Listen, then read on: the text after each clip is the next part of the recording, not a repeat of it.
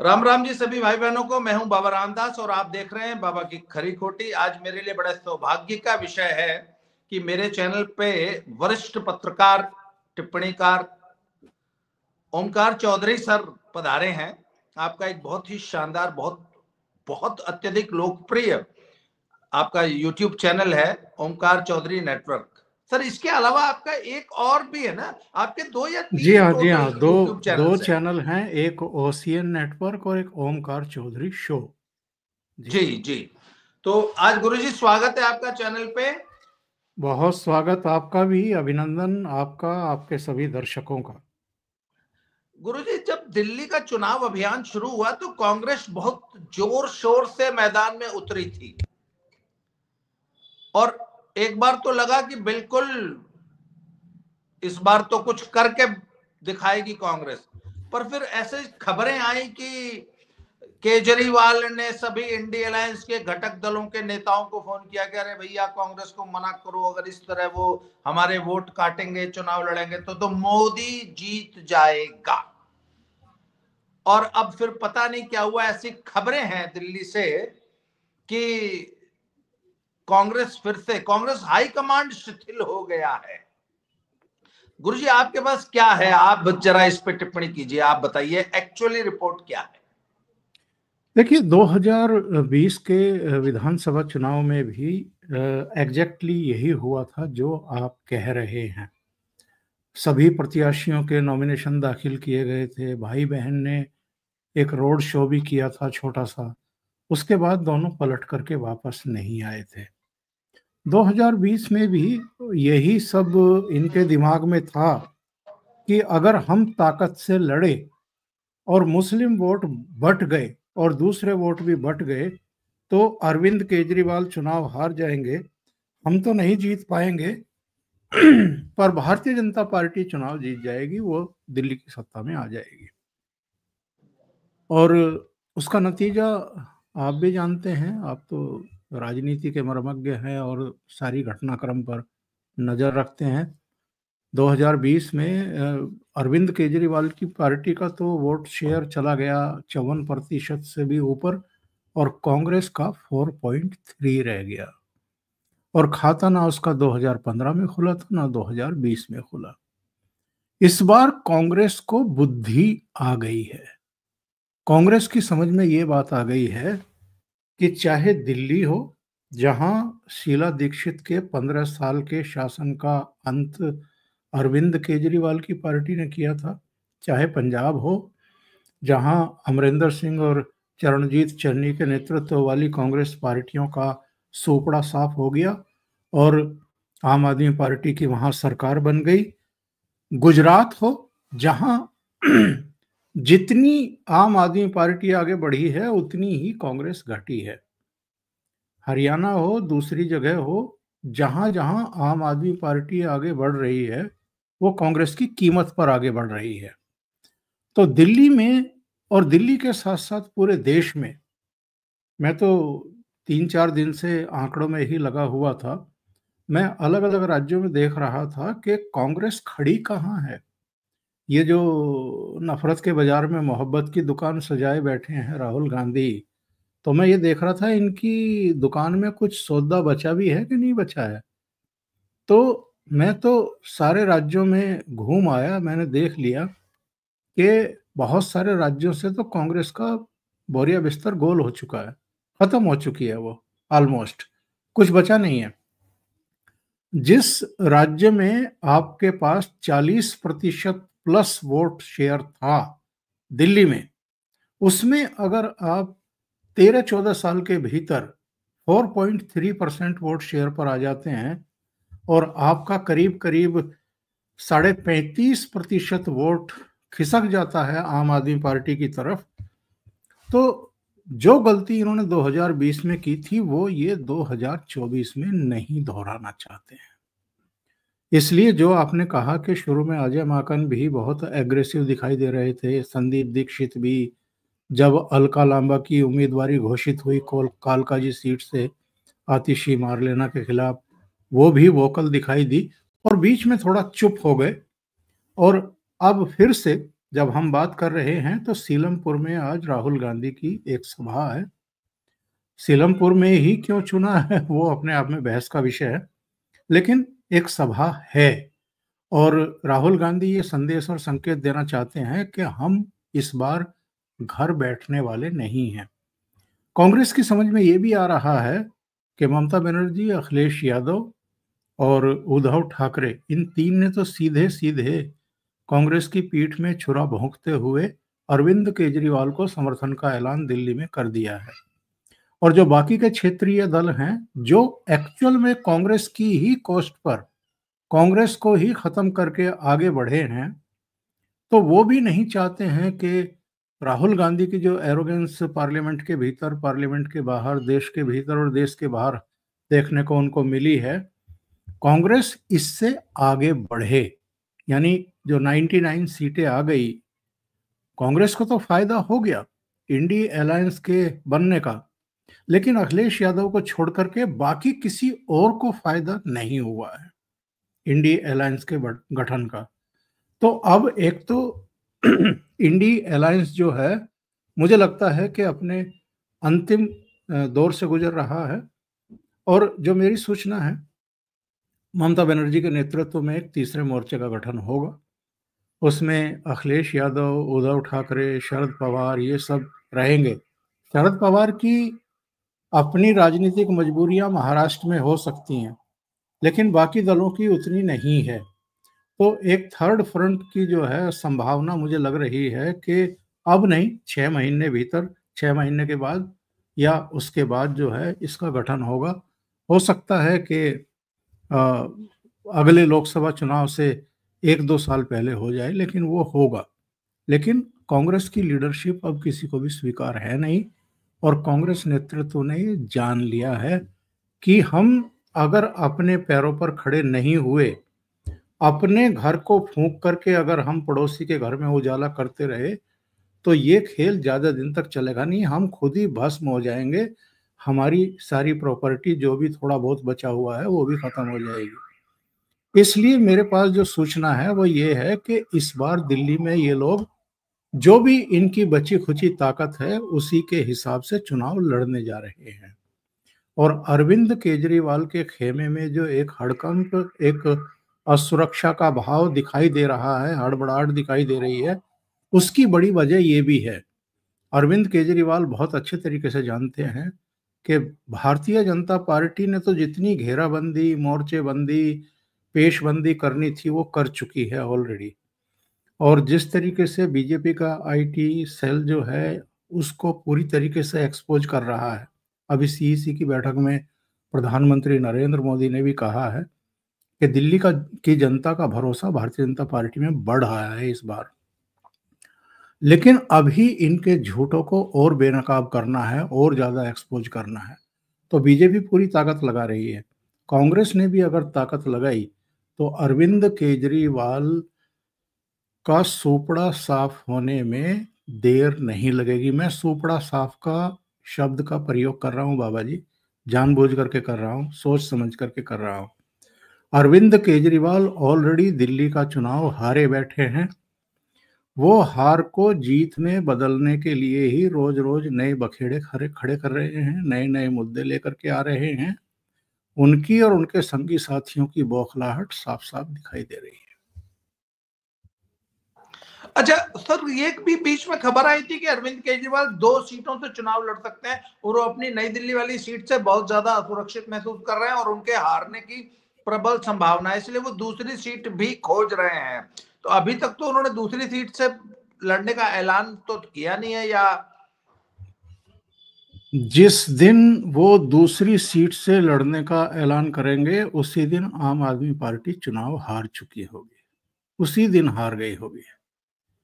अरविंद केजरीवाल भी जानते हैं कि वो हार रहे हैं जी। ऑलरेडी 4 जो इनके पूर्व एमएलए हैं उनकी सीटें बदल चुकी हैं, इंक्लूडिंग मनीष सिसोदिया।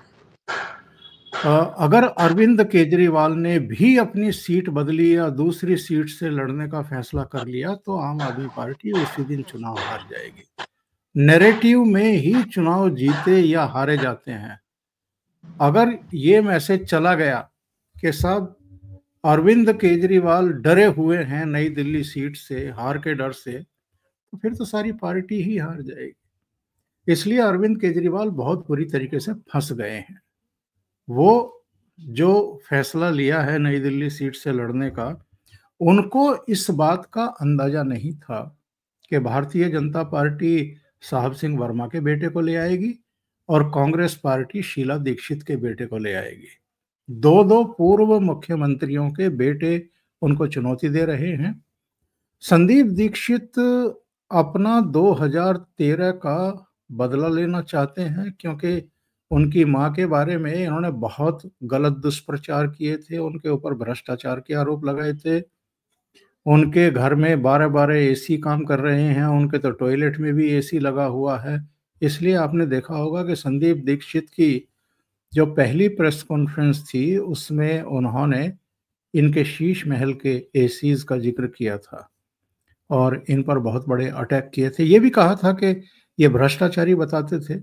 आज तक तो कोई कार्रवाई इन्होंने की नहीं, आज तक तो कोई मामला दर्ज कराया नहीं, आज तक तो ये कोई दस्तावेज या कोई सबूत उनकी माताजी के बारे में, शीला दीक्षित के बारे में सामने पेश कर नहीं पाए। तो जो बात प्रधानमंत्री ने कही है कि इनके झूठों का खुलासा किया जाए, इनको बेनकाब किया जाए, एक्सपोज करो इनको, तो वही संदीप दीक्षित ने किया। और अजय माकन ने तो इनको एक तरीके से देशद्रोही और फर्जीवाल जैसे शब्दों से नवाजा है। तो जिस पर ये तिलमिला गए थे और इन्होंने कहा था कि साहब इनके खिलाफ 24 घंटे में कार्रवाई करिए, इनको यहाँ से हटाइए, तो ये तो प्रवेश वर्मा को भी हटाना चाहते हैं, वो तो संदीप दीक्षित को भी हटवाना चाहते हैं, अजय माकन को भी हटवाना चाहते हैं। यानी जिन जिन से उनको डर लग रहा है उनको हटवाना चाहते हैं अपने सामने से। अब आप देखिए ना, इसमें कालकाजी में क्या हुआ है। रमेश विधुड़ी अपनी फायरी स्पीचेस के लिए और प्रहारों के लिए जाने जाते हैं, उनकी वो पहचान है, उनकी यूएसपी है। उन्होंने एक बात कही है, उसको किस तरीके से इन्होंने पोस्टरबाजी और तमाम दूसरी चीजें, और मेरे पास पक्की सूचना है, सीईसी की बैठक में ये फैसला हो गया, रमेश विधुड़ी को ही मुख्यमंत्री का चेहरा बनाएगी। और फिर एक पूरा प्रचार जो है गालीबाज बनाम अरविंद केजरीवाल, इस तरह के इन्होंने जो है वो नैरेटिव गढ़ने की कोशिश की। क्यों किया गया ये? क्योंकि आतिशी मार्लेना को पता है उधर अलका लांबा आ गई है, जो जितने भी काटेगी महिला वोट काटेगी।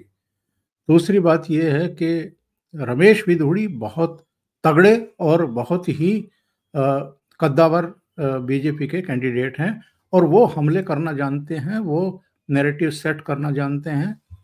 वो स्वाति मालीवाल ऑलरेडी लगी हुई है, उनका कालकाजी क्षेत्र की बदहाली पर वीडियो आ चुका, बल्कि 2 वीडियो आ चुके। रमेश विधुड़ी जैसे आदमी को इनके खिलाफ मैदान में उतारना, वो डरी हुई है, इसलिए पूरी पार्टी लग गई है रमेश विधुड़ी के पीछे और उनकी एक स्याह छवि सामने पेश करने के लिए कि बीजेपी डर जाएगी और हड़बड़ी में उनको रिप्लेस कर देगी, उनकी जगह कोई दूसरा ले आएगी। आपने देखा होगा मीडिया में भी ये 2 दिन 2.5 दिन तक खबर चलवाई गई कि रमेश विधुड़ी बदलेगी भाजपा, रमेश विधुड़ी को बदलेगी। उन्होंने तो नहीं बदला, ना वो बदलने जा रहे हैं, क्योंकि ये इनकी कमजोर नस है। बीजेपी अच्छी तरीके से जानती है कि ये कैसे इस तरह की हरकतें करते हैं, कि दुष्प्रचार शुरू करवाते हैं और फिर नैरेटिव सेट करके और लोगों को बदलवाने की कोशिश करते हैं जिनसे इनको डर लगता है। तो आतिशी भी बहुत बुरी तरह फंसी हुई है बाबा जी, और अरविंद केजरीवाल भी। पहाड़ के नीचे ऊंट आ गया है इस बार। सर, ये जो फ्रीबीज की जो राजनीति केजरीवाल ने दिल्ली में शुरू की थी, और दिल्ली में केजरीवाल जो है उसके प्रचार का एक मुख्य मुद्दा एक ये है कि यदि आपने केजरीवाल को हरवा दिया तो आपकी ये मुफ्त बिजली, मुफ्त पानी, महिलाओं की जो मुफ्त सैर है डीटीसी की बसों में, ये बंद हो जाएगी। और ये मुद्दा कुछ हद तक बहुत बड़े एक वोटर वर्ग को, स्पेशली महिलाओं को प्रभावित भी करता है। तो ये जो फ्रीबीज की राजनीति, अच्छा सर, सेम फ्रीबी की राजनीति वो यहाँ पंजाब में कर रहा है। उसका तो एकमात्र चुनावी प्लैंक है कि भैया मुफ्त की रेवड़ी बांटो और वोट ले लो। तो आपको ये दिल्ली में इस बार क्या ये फ्रीबी का मुद्दा चलेगा? क्योंकि जनता को एक बार जो चीज मुफ्त मिलने लगती है वो उसको अपना हक समझने लगती है, फिर हर 5 साल में उसको कुछ नई फ्रीबी चाहिए होती है। आपको क्या लगता है ये मुफ्त की रेवड़ी के बल पे क्या केजरीवाल चुनाव लड़ पाएगा इस बार? एक तो प्रधानमंत्री का जो दूसरा कार्यक्रम था दिल्ली में, उन्होंने ये कहा था कि जन कल्याण की जो भी योजनाएं चल रही हैं उनको हम जारी रखेंगे। बस इतना अंतर होगा कि उसमें जो दलाल बीच में फंसे हुए हैं, जो भ्रष्टाचार किया जा रहा है, उसको खत्म कर देंगे। और जैसे जैसे ये चुनाव प्रचार आगे बढ़ेगा 20 तारीख के बाद, जब नॉमिनेशन वगैरह सब वापस हो जाएंगे, स्क्रूटनी हो जाएगी, उसके बाद आप देखेंगे कि भारतीय जनता पार्टी इसको और स्पष्ट कर देगी। ये अगर 200 यूनिट तक बिजली फ्री दे रहे हैं तो हो सकता है बीजेपी 300 यूनिट बिजली फ्री कर दे। हो सकता है कि कुछ और ऐलान हो जाए, लेकिन वो धीरे धीरे आएगी। और जब भारतीय जनता पार्टी का घोषणा पत्र होगा, संकल्प पत्र पेश होगा, उसमें चीजें और स्पष्ट हो जाएंगी। जहां तक साफ फ्री बीज का सवाल है, इसका कोई अंत तो है नहीं। आपने अभी पंजाब का जिक्र किया है कि फरवरी 2022 में जब वहां पर आम आदमी पार्टी की सरकार बनी थी, तो उससे पहले अरविंद केजरीवाल के ही अब तो सारे वीडियो आ गए हैं, विजुअल्स आ गए हैं, जिसमें ये कह रहे थे कि हम 1,000 रुपया पंजाब की हर महिला को देंगे। और वहां से वो वीडियो भी आ गए हैं जिसमें पंजाब की महिलाएं कह रही हैं कि हमें फूटी कौड़ी नहीं मिली आज तक। तो 3 साल होने को जा रहे हैं, आज तक तो पंजाब की महिलाओं को कुछ नहीं मिला है।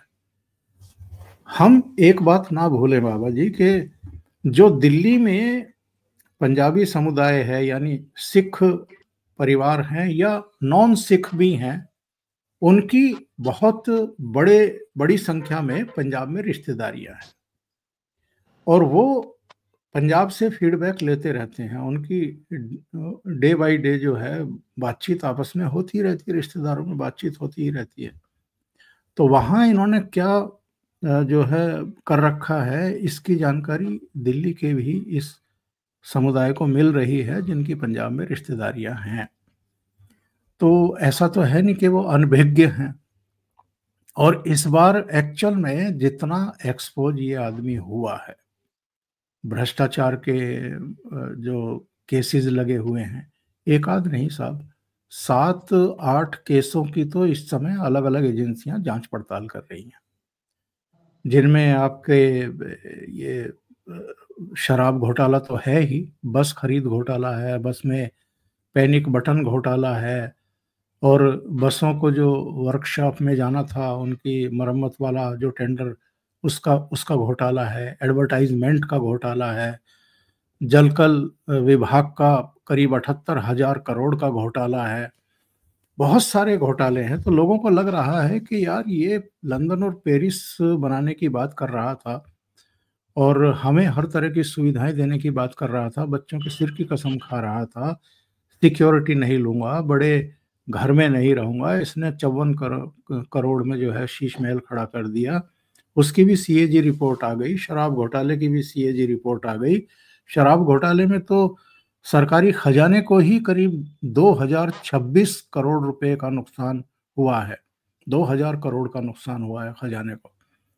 तो ये सारी चीजें अब निकल करके सामने आ गई हैं। दूसरी बात ये है कि क्या ये बात किसी से छिपी हुई है कि गर्मी आती है तो पेयजल का संकट खड़ा हो जाता है, जो टैंकर माफिया हैं उनकी पोबारा हो जाती है, लोग अपने कनस्तर, अपने पीपे, अपनी दूसरी चीजें लेकर के टैंकर के पीछे दौड़ते हुए दिखाई देते रहते हैं। जरा सी ठंड आती है तो पॉल्यूशन जो है वो इतना ज़्यादा हाई चला जाता है दिल्ली में कि सुप्रीम कोर्ट को हर साल इंटरवीन करना पड़ता है। हर साल वो फटकार लगाती हुई दिखाई देती है, केंद्र सरकार से, राज्यों से, इनसे सबको नोटिस इशू करके जवाब मांगती हुई दिखाई देती है। जरा सी बारिश होती है तो पूरी दिल्ली में झीलें बन जाती हैं, उनमें यहाँ तक के बसें समा जाती हैं, वो खड़ी हो जाती हैं, बंद हो जाती हैं। तो दिल्ली का क्या हाल करके छोड़ा हुआ है। आप दिल्ली की सड़कों की हालत देखो, टूटी फूटी पड़ी रहती हैं। तो इन्होंने दिल्ली का बेड़ा गर्क किया है। दिल्ली की ठीक है, एक बड़ी आबादी ऐसी है जो फ्री बीज में कुछ ज़्यादा ही भरोसा करती है और इनके पीछे दौड़ती है। तो जो आप कह रहे थे कि साहब महिलाओं को ये लुभाने की कोशिश कर रहे हैं, बड़ी आबादी है, महिलाएं आसानी से किसी की बातों में आ भी जाती हैं। इन्होंने एक और जो है वो दांव खेला था कि साहब रजिस्ट्रेशन करवा लीजिए, फार्म भर दीजिए, 2100 रुपया जो है, पहले मुझे मुख्यमंत्री बनवा दो, फिर 2100 रुपया हर महीने में आप लोगों को दूंगा, और 1000 का तो हम ऑलरेडी कैबिनेट से पास करवा चुके हैं। 1000 का कैबिनेट से तुम पास करवा चुके हो, लेकिन किसी को एक फूटी कौड़ी मिली है क्या? किसी के खाते में एक भी पैसा आया है क्या? ना वो 1000 आया, ना ये 2100 आएगा। दूसरी बात ये है कि ये जो फ्री बीज का और ये लोभ लालच दिए गए हैं, 2100 महिलाओं को दे देंगे। महिलाओं की आबादी दिल्ली में पूरी में करीब 67 लाख है। 67 लाख महिलाएं हैं। उनमें से हम पात्र महिलाएं अगर 40 लाख 45 लाख भी मान लें, और बाकी की सरकारी नौकर होंगी, आंगनबाड़ी कार्यकर्ता होंगी या दूसरे इलीट वर्ग से होंगी, वो मान लिया पात्र नहीं भी हों, तो 45 लाख महिलाओं को 2100 आप हर महीने देंगे, कितनी बड़ी रकम बैठती है, कहाँ से आएगी? फिर कह रहे हैं कि हम ग्रंथियों को भी देंगे, हम पुजारियों को भी देंगे। तो भैया पिछले 10 साल 11 साल से आप ही की सरकार है, ना महिलाओं की सुध आपको आई कि हम 2100 या 1000 देंगे, ना पुजारी याद आए, ना ग्रंथी याद आए।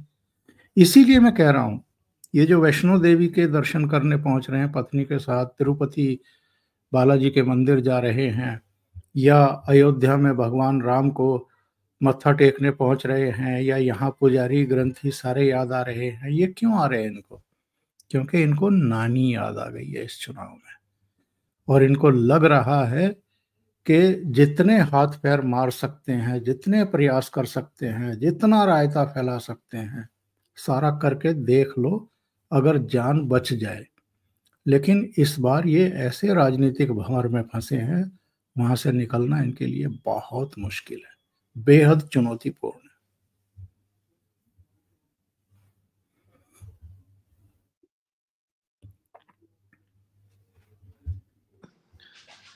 तो इसका मतलब सर ये जो दिल्ली में जो हवा उड़ी हुई है कि केजरीवाल के चेहरे पे हवाइयां उड़ रही हैं और केजरीवाल बहुत असुरक्षित महसूस कर रहे हैं। अच्छा, एक मुद्दा और है सर कि इनकी पार्टी में भी आपस में फूट की खबरें चल रही हैं।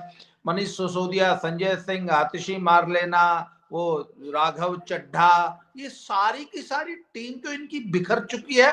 और ऐसी भी खबरें आई हैं कि संजय सिंह और मनीष सिसोदिया मिलके अरविंद केजरीवाल के साथ स्पेशली नई दिल्ली सीट पे भितरघात भी कर सकते हैं, जिससे कि केजरीवाल को ही चुनाव हरवा दिया जाए। इसमें कहां तक सच्चाई है सर कि ये इनकी टीम पूरी तरह बिखर चुकी है, दिल्ली वाली आम आदमी पार्टी की? बाबा जी, 8 फरवरी के बाद आप देखिएगा बहुत सारे इनके आम आदमी पार्टी के नेताओं और कार्यकर्ताओं के हाथों में जूता होगा। अरविंद केजरीवाल अपना सिर बचाने के लिए भाग रहे होंगे। अरविंद केजरीवाल को डर इसी बात का है कि साहब पार्टी खत्म ना हो जाए, क्योंकि पार्टी रहेगी तो ये सरवाइव कर पाएंगे।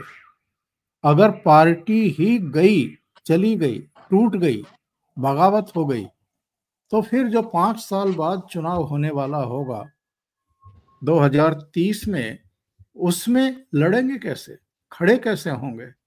और वैसे भी इतने ज्यादा पाप कर चुके हैं, इतने धतकर्म कर चुके हैं कि इनको जेल तो जाना ही है। ट्रायल शुरू हो चुके हैं राउज एवेन्यू कोर्ट में शराब घोटाले के। एक एक करके बाकी के जितने भी घोटाले हैं, गड़बड़ियां हैं, जिनकी जांच अलग अलग एजेंसियां कर रही हैं, वो भी अपने केस को जो है कोर्ट के सामने रखेगी। इनसे कोर्ट से कहेगी कि साहब हमें गिरफ्तारी के लिए इजाज़त दीजिए, या खुद इनको गिरफ्तार करेगी जब जब उनको लगेगा कि अब हमारे पास पुख्ता जानकारी हर केस में आ गई है। तो इनकी तो आगे की जिंदगी जेल में गुजरनी है, ये इनको पता है, बहुत अच्छे तरीके से पता है। और जितने संगी साथियों के फाइलों पे सिग्नेचर है, क्योंकि as chief minister Arvind Kejriwal ने तो किसी फाइल पर चिड़िया बैठाई नहीं है, सिग्नेचर किए नहीं है, बहुत शाना था ये। इसने कोई डिपार्टमेंट अपने पास रखा भी नहीं है। जितने पाप कराए हैं, जितने घोटाले भ्रष्टाचार कराए हैं, दूसरों की चिड़िया बैठा करके करवाए हैं, तो खुद तो जाएंगे ही जेल में, दूसरों को भी लेकर के जाएंगे। तो इनकी लड़ाई इस समय मात्र इतनी है, ये तो इनको भी पता है कि सत्ता जा रही है और कुर्सी जा रही है, वो तो सुनिश्चित हो गया है। इनका मात्र प्रयास ये है कि किसी भी तरीके से आम आदमी पार्टी की 15-20 सीटें तो कम से कम आ जाएं, ताकि पार्टी बनी रहे, इनकी उपस्थिति सदन में भी बनी रहे, और ये न्यूसेंस वैल्यू जो इनकी दिखाई देती है कैमरों पर, वो भी चलती रहे। सत्ता से बाहर होंगे तो आप ये बिल्कुल तय मान लीजिए कि मीडिया इनको घास डालना बंद करेगा, क्योंकि सत्ता में हैं तो कई तरह के लालच मीडिया को दिए जाते हैं। पंजाब सरकार के विज्ञापन चलते रहते हैं, इनके अपने भी बहुत सारे डोनर्स हैं जो इनकी पार्टी में फंडिंग कर रहे होंगे, वो भी मीडिया को जाता रहता है। तो मीडिया इनका जो भी हगा मूता जो भी है वो सब लाइव करती रहती है और दिखाती रहती है। लेकिन सत्ता से बाहर होने के बाद पार्टी के भीतर भी टूट फूट होगी, बगावत होगी, पंजाब की यूनिट इनके साथ बनी रहेगी, इस बात की कोई गारंटी नहीं है।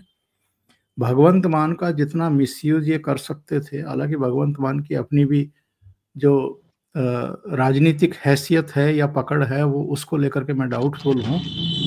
लेकिन अगर दिल्ली की सत्ता इनके हाथ से जाने वाली है, तो उसके बाद आम आदमी पार्टी का सरवाइव करना, उसको आगे रन करना इनके लिए बहुत बड़ी चुनौती होगी। तो आम आदमी पार्टी के लिए सरवाइव करना एक बड़ी चुनौती बन चुकी है। गुरुजी, आज की चर्चा को हम यही समाप्त करेंगे। आपने समय दिया, फिर इसके लिए बहुत बहुत धन्यवाद, आभार। आपसे दोबारा किसी अन्य विषय पर चर्चा होगी। आज इतना ही, प्रणाम। जय श्री राम। जय श्री राम। जय श्री राम।